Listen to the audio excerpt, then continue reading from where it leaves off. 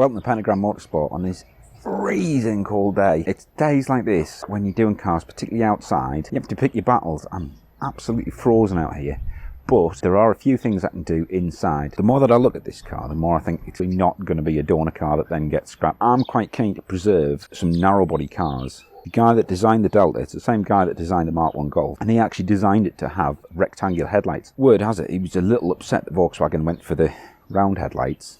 What I would quite like to do is restore the Delta with the original rectangular lights.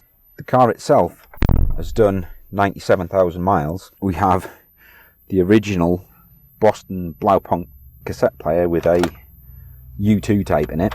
So what I want to do today is I'm going to take the square or rectangular shaped headlights, break them open, hopefully breaks the wrong word, clean up all the reflectors and clean up all the glass, and then put them back together.